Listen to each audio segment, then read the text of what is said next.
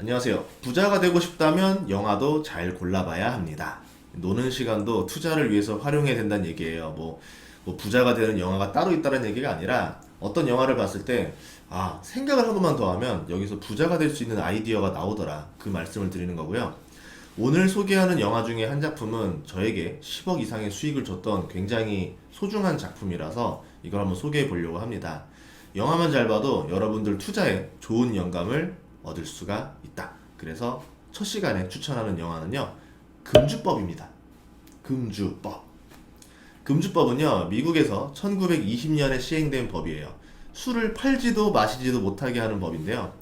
요새 뭐 사람들 말로 부동산을 팔지도 못하겠다, 사지도 못하겠다, 이런 상황처럼 그거랑 가장 비슷한 상황이다라고 볼 수도 있겠네요.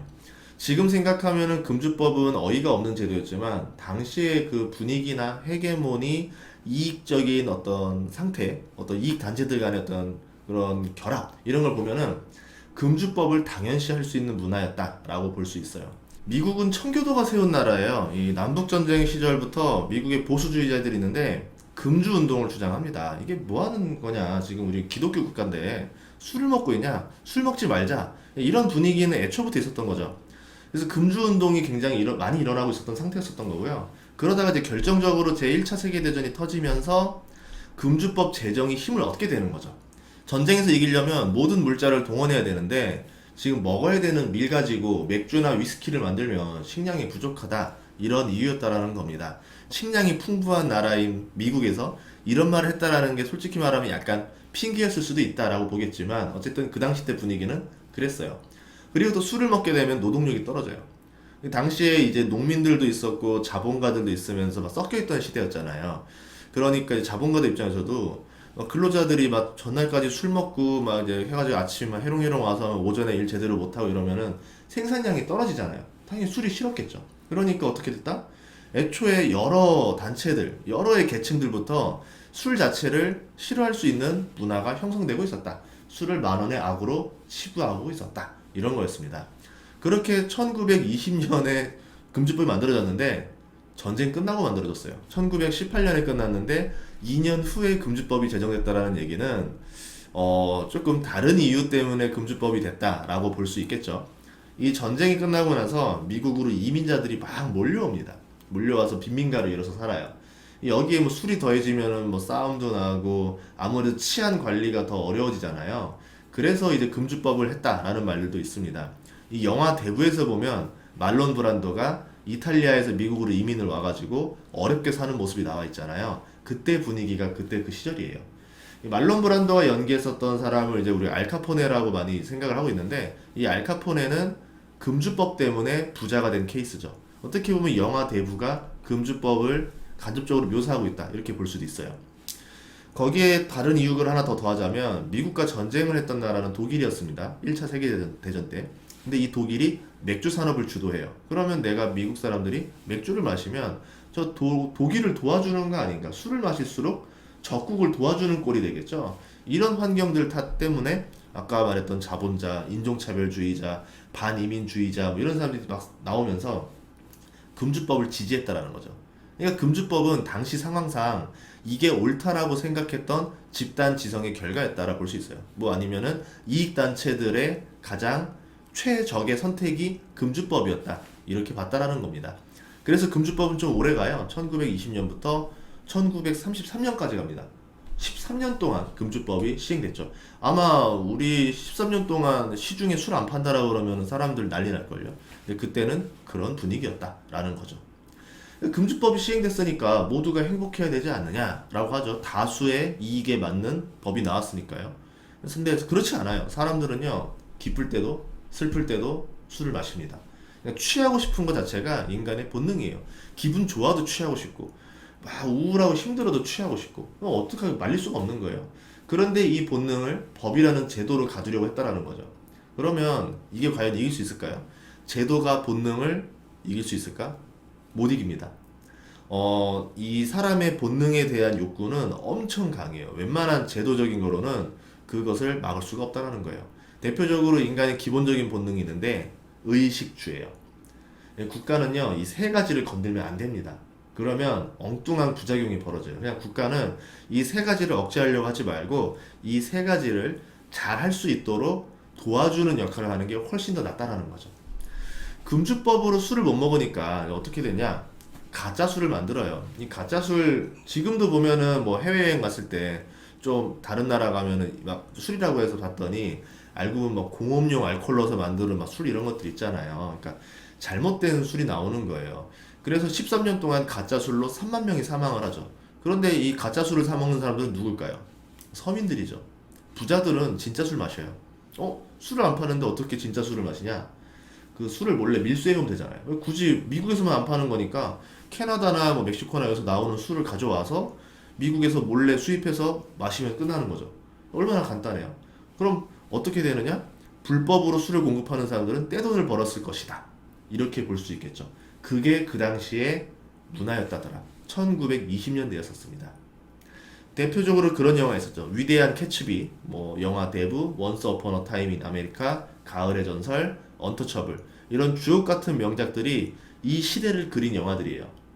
왜냐면 그 시대 자체가 영화보다 더 영화 같은 시대잖아요. 말도 안 되잖아요. 그러니까 얼마나 영화 소재를 좋겠어요. 그러다 보니까 이제 밀수나 밀매를 하는 이제 갱단들이 돈을 많이 벌었는데 그 중에 대표적인 게 알카포네였었죠.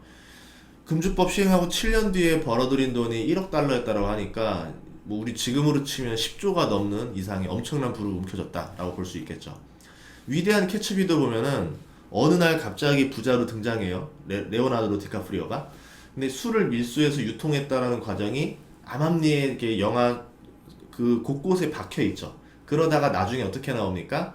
나중에서야 그게 알려지고 디카프리오가 한순간에 몰락하는 영화가 됐었던 거죠. 또 당시에 시대적 분위기가 굉장히 낭만적인 시대였었어요. 아니, 술을 안 파는데 무슨 낭만이 있냐고 하는데 대호황이었습니다. 그렇게 경제가 좋을 수가 없었어요. 미국이. 유럽의 자금이 아무래도 전쟁을 피해서 미국으로 많이 몰려들었었고 그 당시 때 뭐 가전제품이 등장했단 말이에요. 뭐 자동차도 값싸게 나오기 시작하죠. TV 나오죠. 뭐 가전 뭐 라디오 나오죠. 뭐 세탁기 나오죠. 막 나오니까 문명의 호황을 누리죠. 그럼 다양한 기업들이나 다양한 일자리도 생기기 시작하니까 뭐 당연히 기업들의 가치도 올라갑니다. 1920년대 동안 미국의 증시가 4배가 올랐어요. 그러니까 이제 그 술에 대한 수요도 엄청날 수밖에 없다라는 거죠. 사치품이긴 하지만.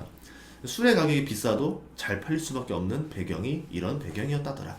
당연히 돈만 주면 나는 술을 먹고 싶은 사람들이 대기하고 있고 그러면 밀수업자들은 당연히 이것만 넘기면은 위험하지만 돈을 크게 벌 수 있고 서로가 맞물렸다라는 거죠.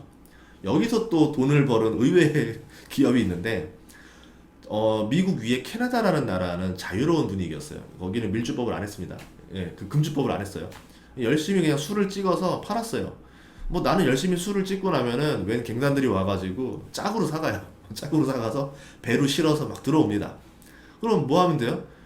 점점 공장을 풀가동 돌려도 도저히 생산량이 못 따라가니까 가격을 올리겠죠. 그래도 잘 팔리는 거예요. 그래서 어떻게 됐다? 떼돈을 벌었죠. 이 덕분에 이제 캐나다 위스키 회사들이 돈을 많이 벌어가지고 뭐 했냐면은 돈이 넘치는데 뭐 하지? 하니까 이런 거죠. 우리 부모님의 나라에 위스키 회사를 사드릴까라고 하면서 영국의 위스키 회사를 막 사드립니다. 그래서 영국 위스키 회사 이런 데 뒤에 상표 이런 거 보면은 그 회사들 뭐 계열사 보면 모 회사가 캐나다 위스키 회사고 이런 경우도 많아요. 나비 효과가 벌어진 거죠. 지금도 그렇습니다. 시간이 지나서 1929년이 왔는데 그때 이제 금주법도 종말을 고하는 사건이 터집니다. 경제 대공황이 터지죠. 증시가 상당히 폭락했죠. 80%가까이 폭락했었나 그랬을 거예요. 그리고 미국의 GNP가 50% 감소하고 소비도 40% 이상 감소하고 실업률은 37%가 나오고 은행은 5개 중에서 하나는 파산을 하고 참혹한 상황이 벌어지죠. 뭐 지금으로 치면은 IMF보다 더 심한 상황이었다라고 보시면 될 것 같은데요. 이때 등장한 사람이 루즈벨트 대통령입니다. 뭐 우리가 잘 알다시피 뉴딜 정책을 통해서 경제 대공황을 극복했다라고 말을 하지만 뉴딜 정책 때문에 극복했다라고 보기도 살짝은 어려워요. 대규모 일자리를 만들기 위해서 인프라 공사를 한 게 이제 뉴딜 정책인데 그러면 그 사람들 일자리를 주게 되려면 뭐가 필요할까요? 예산이 필요하겠죠. 그러면 예산을 만들기 위해서는 돈이 필요하겠죠. 그러면 그 돈은 어디서 난다? 국가는 국가의 유일한 수입원은 세금이잖아요. 세금을 더 거둬야 되는데 대공황인 상황에서 세금을 더 거둘 곳도 없더라. 그럼 누구한테 세금을 거둘 것인가? 일반적인 기업들한테 거둘 수도 없죠. 국민들한테 거둘 수도 없죠. 사치세를 걷는 게 가장 빠릅니다. 누구나 동의하고 불만이 없어요. 대표적으로 술, 주류세 얼마나 좋아요. 그래서 술 판매를 다시 허가합니다. 그러면 자연스럽게 세수가 확보가 되겠죠. 그러면 사람들은 또 이제 어떻게 하느냐? 여기에 또 야, 술을 먹고 또 하니까 이제 또 다른 것도 하나 더 있을 거 아니에요. 그래서 하는 게 카지노 개발. 우리가 알고 있는 라스베거스가 개발이 돼요. 그 영화 대부에서 보면은 한창 그 일부에서 라스베거스 개발에 대한 이야기들도 나오잖아요. 그러니까 알카포네 이야기, 뭐 주류를 유통해서 돈을 벌고 라스베거스를 개발하고 그러면서 거부가 되는 이야기가 당시 이 시기에 시대상을 알려줬다라는 거죠. 그러면 노동자들이 가장 힘들어져요. 열심히 돈을 벌었어요. 술 먹죠, 노름하죠. 어떻게 되겠어요? 본인은 열심히 일하는데 돈을 못 벌어요. 쳇바퀴처럼 돕니다. 그러면 그 돈이 다 어디로 간다? 세금으로 들어가서 국가로 들어간다. 이렇게 된다는 거죠. 지금의 상황이랑 좀 비슷하다라고 느껴지지 않으세요? 저는 그렇게 느껴요. 각국은 코로나로 지원금을 많이 살포했어요. 그리고 인프라 발주를 했어요. 각 나라마다 재정 적자 정책을 펼치면서 우선은 경제 살리기에 올인하고 있었습니다. 그러면 그 부족한 재정에 대해서는 다시 회수를 해야 되는데 방법은 증세밖에 없다라는 거죠. 결국 국민들 주머니에서 걷어야 되는 방법이 나올 수도 있다라는 거예요. 물론 지금 당장은 기업들이 돈을 잘 버니까 뭐 디지털세다, 뭐 환경세다라고 하면서 기업들에게서 세금을 걷는 방식을 취하고 있어요. 그런데 여기에서 만약에 기업들마저 돈을 못 벌게 되면은 국가 입장에서는 이제 카드가 별로 남지 않았습니다. 이제는 진짜로 걷어야 될 때가 오는 거예요. 그럼 국민들 주머니에서 신박하게 돈을 거둘 수 있는 방법 어떤 게 있을까? 뭐 대표적으로 그런 게 있죠. 뭐 교통 그 범칙금 한창 그 국가가 돈이 좀 모자라다 할 때 보면은 단속을 그렇게 자주 해요. 그렇죠? 뭐 그럴 때도 있었고 담배값 올리는 방법도 있을 거고 아니면 주류세 인상도 있을 거고 또 이런 시절이 한 번 더 올 수 있다. 이렇게 저는 생각을 합니다. 여기서 지금 가장 유사한 사례가 어디가 떠오르냐면 중국이에요. 지금 중국이 최근에 굉장히 이상한 행보를 보이고 있어요. 사교육 규제, 게임 규제, 사치품 규제, 아이돌 규제, 부동산 규제, 먹방 규제. 이걸 동시에 여러 방면에서 다 규제를 해버리는 거예요. 얘네들 이래도 되나 싶은데 이거 제가 생각할 때 오래 못 가요. 이거는 이미 벌써 의식주의 맛을 알아버린 사람들한테 돈이 있어도 너는 할 수 없어라고 하면은 이 사람들 정말 안 하고 있을까요? 절대 그렇지 않죠. 어떻게 해서든 다른 곳으로 탈출구를 찾으려고 노력을 할 겁니다. 사교육 규제요. 대한민국도 해봤잖아요. 안 돼요. 사교육 규제하면요. 부자들은 더 음지에 가서 과외합니다. 사치품 규제하잖아요. 그러면 안 쓸 것 같죠? 그렇지 않아요. 분명히 신박한 방법으로 어떻게 할 거예요. 만약에 제가 진짜 부자고 사치품을 사랑하는 사람인데 사치품 규제를 한다 그러면 아예 해외에다가 세컨드 하우스, 뭐 제주도 같은 데 세컨드 하우스 하나 사다 놓고 여기에 사치품 잔뜩 몰아놓고 여기에서 신나게 살다가 이제 다시 본국 들어가서 좀 있다가 다시 또 해외 나와서 살다가 뭐 그렇게 하지 않겠어요? 그러니까 뭐 별의별 방식으로 다 그 규제를 피해가지 않을까 이렇게 생각을 하고 있고요. 사치품 규제 덕분에 명품주 투톱인 LVMH, 루이비통이라 불리는 그리고 구찌라 불리는 캐링 주식이 크게 하락을 했습니다. 뭐 프랑스 주식인데 뭐 증권사 ARS나 뭐 어플을 통해 살 수는 있습니다. 이 주식들을 저는 크게 하락했지만 결국 다시 회복한다라고 봐요. 이 명품을 소유하고 싶은 본능은요, 사람들 엄청납니다. 그냥 돈이 없어서 싫을 뿐인 거지, 돈이 있으면 누구나 다 갖고 싶은 본능이 있어요. 특히 명품 소비 1번지가 중국인데, 중국 사람들 그 성향을 보면은 그 명품 사랑이나 뭔가 좀 보여주기 그런 문화가 보통이 아니거든요. 명품은요, 아무나 가질 수 없기 때문에 명품이라서 사람들이 더 갖고 싶어 해버려요. 국가가 규제를 해버렸습니다. 아무도 못 갖게. 그러니까 어떻게 돼요? 이 명품의 가치가 그냥 더 올라가 버려요. 더 갖고 싶어지는 거예요. 애초에 이 명품이라는 거의 태생 자체가 프랑스 왕실에 납품하던 패션 브랜드들, 뭐 트렁크, 보석, 뭐 의류, 모자 이런 것들이 일반인에게 풀리면서 지금의 명품 브랜드가 된 거잖아요. 샤넬 빼고는 거의 다 명품 브랜드라 보시면 돼요. 이 로얄의 권력이다. 이 왕실의 권력이 반영된 게 지금 그런 제품들에 반영되어 있다 보시면 되는데요. 예를 들어 뭐 블랙이라던가 퍼플이라던가 레드 같은 그 색깔들을 우리가 권력을 상징하는 색이다 이렇게 말을 하고 고급스럽다라고 표현하는 이유도 이런 이유 때문에 그렇습니다. 이를 억제할 방법은 없다라는 거예요. 그러니까 이 명품 가격을 올려도요, 사람들은 계속 사고 싶어 하고, 더 사고 싶어 하고, 그러니까 명품은 계속 잘 팔릴 수밖에 없는 환경에 처해졌다. 이렇게 볼 수 있죠. 게임도 마찬가지예요. 인간의 본능이에요. 이 쾌락을 추구하는 인간한테 게임은 굉장한 유혹으로 다가올 수밖에 없습니다. 일을 못하게 해도 하고 싶어서 안 달라요. 여러분들 자녀들 게임 안 한 지 1년, 2년 됐다 하더라도 갑자기 게임 해볼래라고 하면서 딱 던져주면은 안 할 것 같아요? 바로 하죠. 예전에 그런 경험 해봤을걸요? 엄마가 게임을 못하게 하고 규제를 막 심하게 하니까 엄마가 잠깐 어디 갔다 올게라고 하면은 이런단 말이에요. 게임 했나 안 했나 확인해 보려고 그 본체 위에다 손을 딱 대봅니다. 뜨겁나 안 뜨겁나. 그래서 예전에 어떻게 했냐면 부모님 나갔을 때 게임 신나게 한 다음에 뭐 해요? 돌아올 시간 계산해서 부채로 막 열 시킨다고 이제 막 그러니까 그 오죽 그게 하고 싶으면 그렇겠어요. 그 당시 때는 그게 정말 재밌는 거거든요.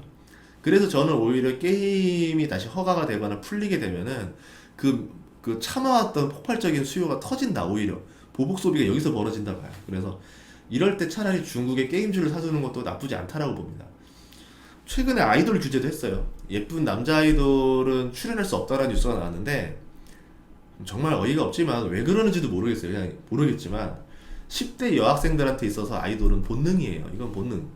예를 들어서 뭐 생각해보자고. 요새 애들 아이돌 너무 그런 거 아니야. 쯧쯧할 필요가 없는 게 시대를 올라가면요. 조용필 시대부터 시작해서 기도하는 이러면 난리 났었잖아요. 그러다가 소방관, H.O.T, 동방신기, BTS 이런 시대를 지나왔잖아요.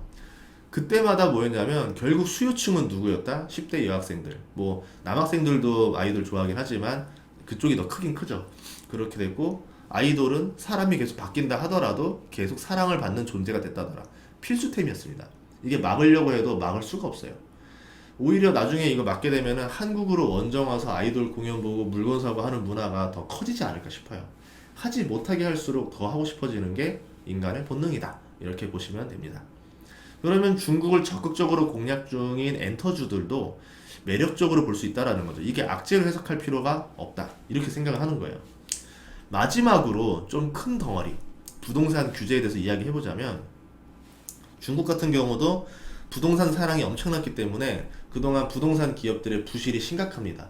너무 방만하게 운영했어요. 그래서 이 부실을 한 번은 털어낼 필요가 있다라고 생각을 하는 거죠. 거기에 마침 또 규제까지 더해졌기 때문에 지금 부동산 기업들은 상태가 굉장히 안 좋은 상태예요.